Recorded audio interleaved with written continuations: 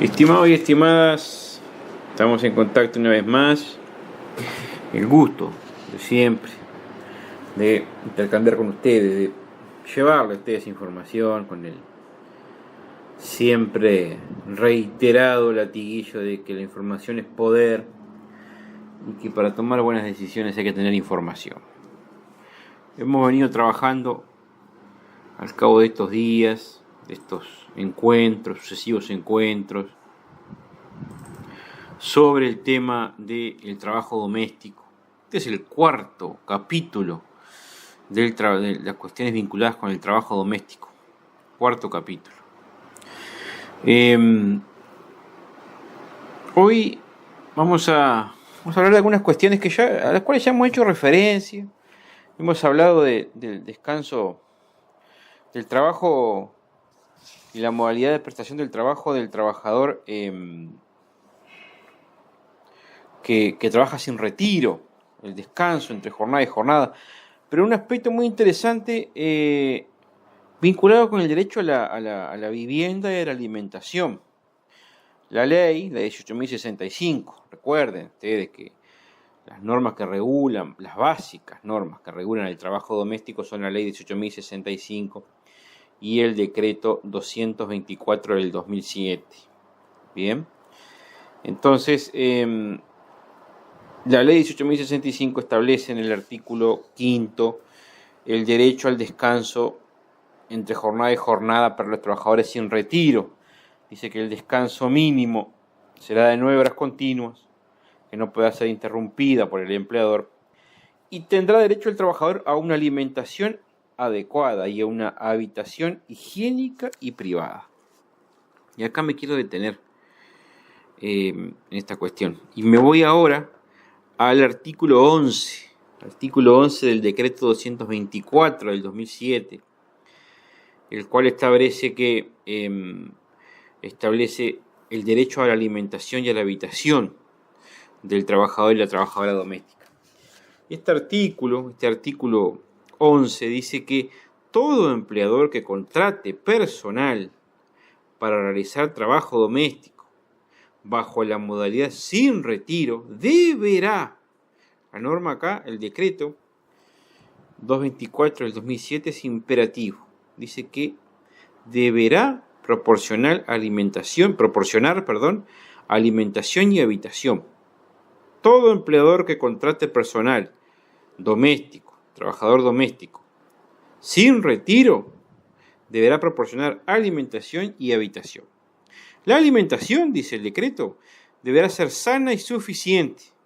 Comprenderá como mínimo desayuno, almuerzo y cena, conforme a los usos y costumbres de la casa.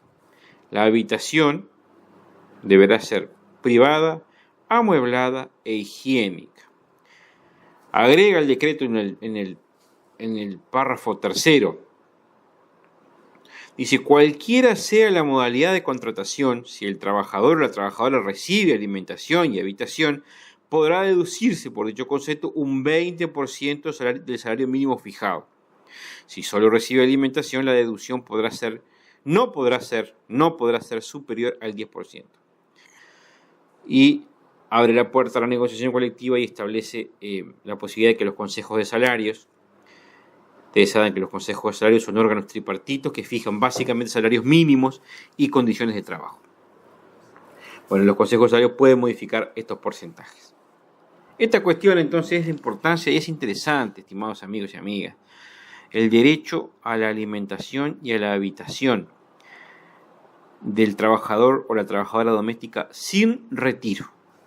Ustedes saben a qué me refiero, a aquellas personas que viven en la vivienda donde trabajan. En estos casos dice que el empleador deberá, o sea, establece una obligación la norma, proporcionar alimentación y habitación. Pero no cualquier cosa. La alimentación deberá ser sana y suficiente y comprenderá por lo menos 3 comidas, desayuno, almuerzo y cena. Todo esto conforme a los usos y costumbres de la casa. Evidentemente los usos y costumbres de la casa no pueden ser arbitrarios, ¿verdad? Responden a un marco social mucho más general. La habitación, dice, que deberá proporcionar el patrono, deberá ser una habitación privada, amueblada e higiénica. Entonces, estimados amigos y amigas, el derecho a alimentación y habitación está establecido por el artículo 11 del decreto 224 del 2007. Todo esto respecto al trabajador o la trabajadora doméstica sin retiro. El artículo 7 de la ley 18.065 estableció un derecho que es importante. Que es el derecho al despido, a la indemnización por despido.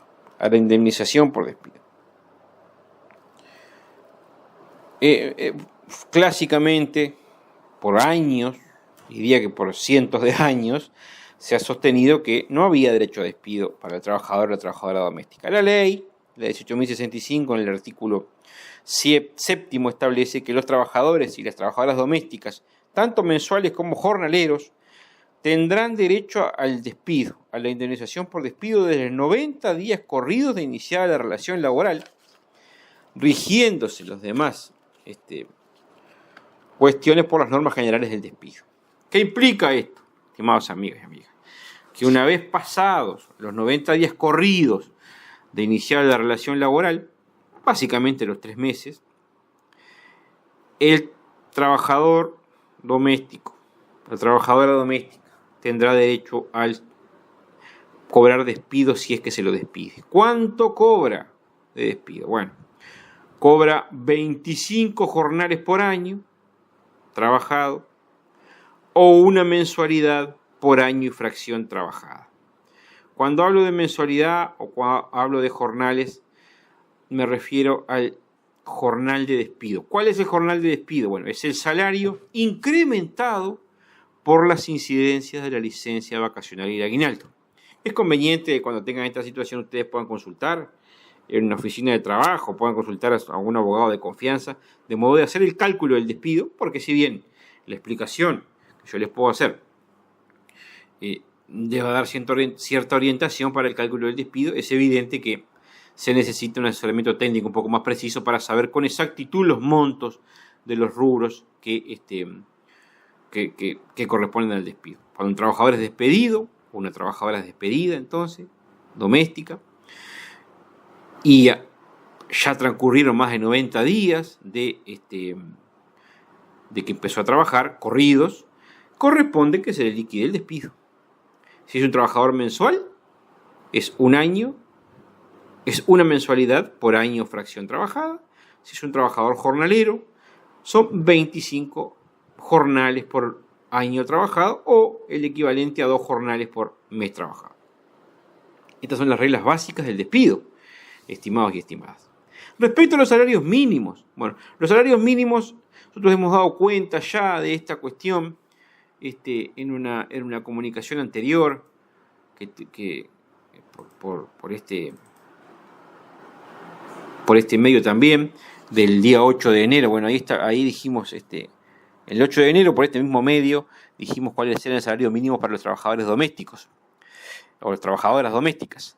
Bueno, el salario mínimo del trabajo doméstico no se fija por las partes, no son las partes, no es el trabajador y el empleador en un acuerdo, entre comillas, el que fijan el salario. Quienes fijan el salario mínimo del trabajo doméstico son los consejos de salarios, que, como les dije, son órganos tripartitos integrados por el Estado, las organizaciones de empleadores y los trabajadores, básicamente el PIT-CNT, que es la organización que nuclea a los trabajadores en el Uruguay. Bueno, en ese órgano tripartito se fijan los salarios mínimos. Bien, esos salarios mínimos se fijan también para el trabajo doméstico. El salario mínimo no está librado a la voluntad de los patrones, ni está librado al acuerdo de los trabajadores con patrones, ni está librado a la voluntad de otra cosa que no sea el Consejo de Salarios. Los salarios que se paguen por debajo del salario mínimo establecido en el respectivo Consejo de Salarios serán ilegales. Se podrá pagar más del laudo, más de lo que indica el Consejo de Salarios, por supuesto, pero nunca menos. porque será un salario ilegal. Otras prestaciones, estimados amigos y amigas, que establece la ley también. Bueno, una cuestión muy interesante. El trabajador, la trabajadora doméstica tiene derecho a solicitar recibo de sueldo y el empleador está obligado a extender recibo de salario todos los meses, tal cual lo marca la normativa. Hay normativa específica que en algún momento en este espacio vamos a tocar, que refiere a cómo tiene que ser la documentación laboral. Algunas otras cuestiones que también indican el decreto, el artículo 15, el artículo 14, por ejemplo, habla del subsidio por desempleo, el artículo 13 habla del subsidio por desempleo, el trabajador y la trabajadora doméstica tienen derecho, además de cobrar el despido, a recibir un subsidio por desempleo, estimados y estimadas. Lo mismo con la cobertura de la enfermedad común. El trabajador que está afiliado a BPS tiene derecho a la cobertura de la afiliación común, como cualquier trabajador. Y también al derecho a cobrar un subsidio por enfermedad y el derecho a un seguro de accidentes de trabajo. Recuerden ustedes, todos y todas, que el empleador deberá asegurar, hay un seguro laboral obligatorio por accidentes de trabajo, y a esto también tienen derecho los trabajadores y las trabajadoras domésticas. Hoy nos extendimos un minuto más, valía la pena para dar un cierre a estos 4 encuentros vinculados con el trabajo doméstico. Quizá encaremos en la próxima audición o quizá en la otra algunas otras cuestiones vinculadas con algunas reglamentaciones y algunos derechos que se han consagrado a nivel de Consejo de Salarios, como por ejemplo el presentismo, como por ejemplo la antigüedad del cobro del trabajo doméstico. Les agradezco la atención, nos vamos a encontrar próximamente, seguiremos trabajando, seguramente algunas 3 o 4 cuestiones más vinculadas con el derecho del trabajo de la trabajadora y el trabajador doméstico, que están legisladas no en la ley, no en el decreto, sino en los consejos de salarios. Muchísimas gracias, nos vemos.